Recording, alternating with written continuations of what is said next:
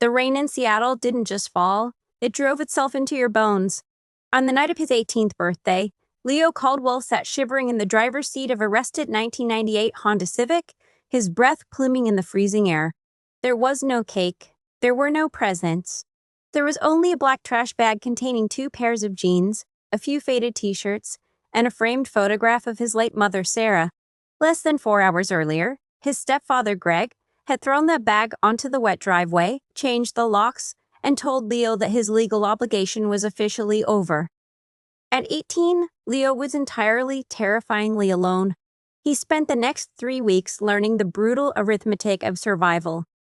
He learned which grocery stores left out unsold bread, which parking lots were safe from police patrols, and how quickly the human body begins to break down when fueled only by stress and sleep deprivation. He was applying for every minimum wage job he could find. But the lack of a permanent address was a red flag most managers wouldn't ignore. Then, on a Tuesday morning that felt like the end of the line, a sharp knock on his car window jolted him awake. It was Mrs. Gable, his old neighbor, holding a thick, cream-colored envelope. "Craig was going to throw this away, Leo," she whispered, her eyes filled with pity. "I fished it out of the bin. It looks important." It was a letter from the law offices of Theodore Harrison in Astoria, Oregon. Leo tore it open with shaking, dirt-stained fingers. The contents made no sense. It was a summons for the reading of a last will and testament. The deceased, Arthur Pendleton, a man Leo had never met, but whom the letter identified as his biological grandfather. Scraping together the last of his change for gas, Leo drove the grueling 4 hours south to Astoria. The coastal town was draped in a thick, gray fog, smelling of salt and decaying pine. Theodore Harrison was a man who looked exactly like his stationery, stiff, traditional, and entirely devoid of warmth. Sitting in the mahogany-paneled office, Leo, wearing his only clean shirt, listened as the lawyer delivered the news. "Your mother, Sarah, was Arthur's only child," Harrison explained, adjusting his wire-rimmed glasses. They were estranged for decades. However, before his sudden passing last month, Arthur amended his will. He left his entire estate to you. Leo's heart hammered against his ribs. An estate. He pictured a house, a trust fund, a way out of the freezing Honda Civic. "What does the estate consist of?" Harrison cleared his throat, looking uncomfortable. "It is a property on the edge of town. A commercial space, Pendleton Kiln and Clay. It's a pottery shop, Mr. Caldwell. And I must warn you, the property is heavily in arrears regarding property taxes, and it recently suffered severe vandalism." Leo's brief flicker of hope extinguished. A vandalized, debt-ridden pottery shop. It wasn't a lifeline, it was an anchor. Harrison handed over a heavy iron key and a folder of documents. "There is one other party interested in the property," Harrison added cautiously. "Your great-aunt, Sylvia Carmichael, Arthur's sister. She has made a cash offer for the deed. I have her contact information if you wish to liquidate." Leo took the key. He had nothing left to lose by looking. Pendleton Kiln and Clay sat at the end of a dead-end road overlooking the Columbia River. The building was an old, converted warehouse with peeling red paint and a sagging roof. When Leo unlocked the front door and pushed it open, the smell of damp earth and destruction hit him instantly. The lawyer hadn't exaggerated. The shop had been decimated, shelves were ripped from the walls, workbenches were overturned, and everywhere covering the floor in a jagged, treacherous sea were thousands of shards of shattered pottery. Vases, bowls, and plates had been smashed with vicious, systematic precision. Leo walked through the wreckage, his boots crunching on the terracotta. Why would someone do this? It wasn't a random robbery. The cash register was untouched, covered in dust. This was a search. Someone had been looking for something. It breaks your heart, doesn't it? Leo spun around. Standing in the doorway was a young woman with a messy bun and clay-stained overalls. "I'm Chloe," she said, stepping inside. "Chloe Jenkins. I was Arthur's apprentice for 3 years. I came by to see if the rumors were true that he left it to a grandson." Leo nodded, still overwhelmed. "Who did this, Chloe?" "Arthur had a break-in 3 nights before he died," Chloe said softly, her eyes scanning the ruin. "He told the police it was kids. But the next day he was terrified. He started moving things around, locking himself in the firing room. Then He had his heart attack at the bottom of the basement stairs. Chloe looked at Leo, her expression deadly serious. Arthur's heart was as strong as an ox. He didn't just fall, Leo. Someone pushed him. Before Leo could process Chloe's words, the rumble of an expensive car engine echoed outside. A sleek, silver Mercedes pulled up to the curb. Out stepped a woman in her late 60s, draped in a cashmere coat, followed by a broad-shouldered man in his 30s, Sylvia and Richard Carmichael. Sylvia stepped into the shop, her nose wrinkling in disgust at the dust and debris. "You must be Sarah's boy," she said, her voice dripping with artificial sweetness. "Leo, I am your great-aunt Sylvia. This is my son Richard." Leo stood his ground. "Mr. Harrison said you wanted to buy the place." "Oh, sweetheart, buy is a strong word," Sylvia sighed, waving a manicured hand at the wreckage. "Look at this disaster. The roof is rotting. The taxes are delinquent. And Arthur, bless his eccentric soul, let the business die years ago. I only want to buy it out of familial duty, to save you the burden. I know your financial situation. Living in a car is no place for a young man." Leo stiffened. How did she know about the car? I'm prepared to offer you $5,000, Sylvia said, pulling a checkbook from her designer bag. "Cash it today. Eat yourself a warm apartment, some hot food. Just sign the deed over to Richard." $5,000. To a starving 18-year-old sleeping in a freezing Honda, it was a fortune. It meant a bed. It meant food. Richard stepped forward holding out a pen, his eyes hard and impatient. Leo looked at the check. Then he looked at the shattered pottery around him. He remembered Chloe's words. Someone was looking for something.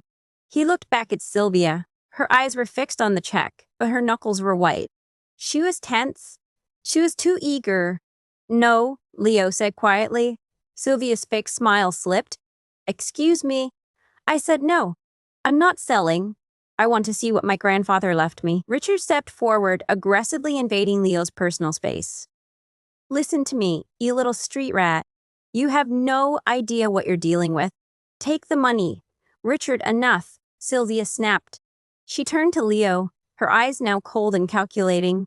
"You're making a terrible mistake, Leo. This place will bury you." Without another word, they turned and left. For the next 3 days, Leo and Chloe worked from dawn until midnight, clearing the wreckage. They shoveled broken clay into dumpsters, righted the heavy oak benches, and scrubbed the floors. By the third night, Leo was exhausted. He was sweeping near the massive industrial cast-iron kiln in the back room when his broom caught on a loose floorboard. He paused, kneeling down. The board wasn't just loose. It was deliberately cut. Prying it up with a crowbar, he found a hollow cavity lined with lead. Inside was a heavy steel lockbox sealed with a combination padlock. Chloe came rushing in at the sound of the crowbar. "What is that?" "I don't know," Leo panted. "The combination." He thought for a moment. He pulled out the letter from the lawyer. He typed in his mother's birth date, row T, 814. The lock clicked open. Inside the box were 2 things. The first was a leather-bound ledger. The second was a collection of 6 small, incredibly heavy, hideously ugly clay pots. They were lumpy, poorly glazed, and painted an atrocious shade of matte brown. "Arthur was a master potter," Chloe whispered, picking one up and almost dropping it due to its unnatural weight.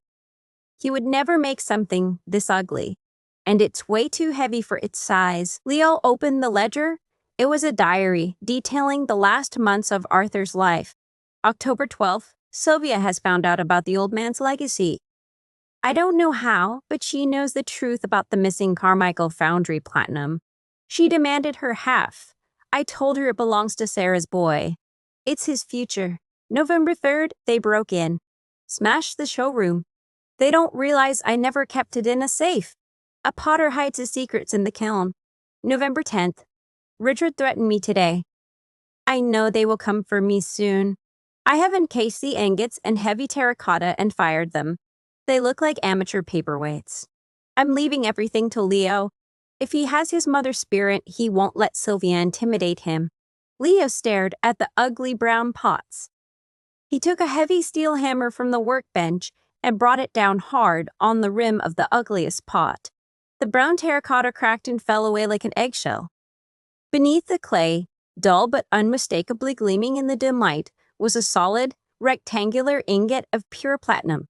There were 6 pots. Each contained a platinum ingot weighing nearly 10 pounds. At current market prices, Leo was looking at close to $1 million.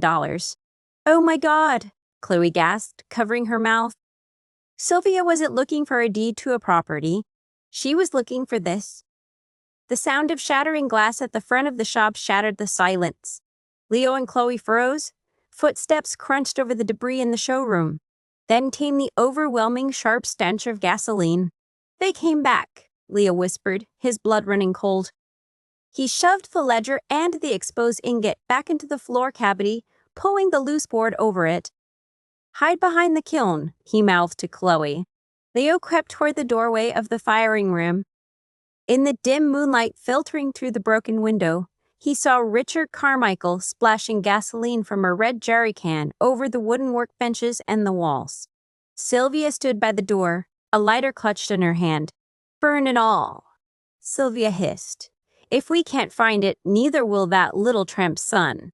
The fire will melt the metal, and we'll sift it from the ashes tomorrow." Richard struck a match. Before he could drop it, Leo lunged from the shadows. He tackled Richard around the waist, driving him hard into the wall. The match flew from Richard's hand, landing harmlessly in a puddle of water near the sink. Richard roared, throwing a brutal punch that cut Leo in the jaw. Leo stumbled backward, tasting copper. He was 18, malnourished, and exhausted, but he had something Richard didn't. He was fighting for the only home he had ever known. Leo grabbed a heavy wooden mallet from the throwing wheel and swung it, catching Richard in the ribs. Richard collapsed with a gasp of pain. "You little bastard," Sylvia screamed, flicking her lighter and moving toward the gasoline-soaked wood. Smash! A heavy clay bowl, one of the few unbroken pieces left, collided with the side of Sylvia's head. She crumpled to the floor. Chloe stood behind her, breathing heavily, dusting her hands off. "I called the police from the back room," Chloe said, her voice trembling but fierce. "They're 2 minutes away." Sirens soon wailed through the quiet Astoria night. Detective Miller, a seasoned local cop who had known Arthur, took one look at the scene, the gasoline, and the ledger Leo handed him. The diary was the smoking gun. It not only detailed Sylvia's extortion attempts, but provided enough circumstantial evidence to reopen the investigation into Arthur's accidental death. Sylvia and Richard were arrested on the spot for attempted arson, breaking and entering, and eventually manslaughter. 6 months later, the coastal fog of Astoria broke to reveal a bright sunny afternoon. Leo Caldwell didn't sell the property. He didn't sell out to a developer. He took 2 of the platinum ingots, legally liquidated them through Theodore Harrison, who was thoroughly shocked but suddenly very respectful, and invested the money. Pendleton Kiln and Clay was completely restored. The roof was fixed, the walls repainted, and 10 brand new throwing wheels lined the studio. But it wasn't just a shop anymore. A new sign hung above the door, the Sarah Caldwell Community Arts Center. Leo stood by the front door, watching a dozen local teenagers, kids who looked just as lost and rough around the edges as he had been 6 months ago, laughing as they covered their hands in wet clay under Chloe's instruction. He was no longer the freezing, starving boy in the Honda Civic. He was a business owner, a community leader, and the protector of his grandfather's legacy. He had been broken, just like the pottery on the floor, but he had learned what every master potter knows. Clay that has been shattered can be ground down, mixed with water, and fired in the kiln to become stronger than it ever was before.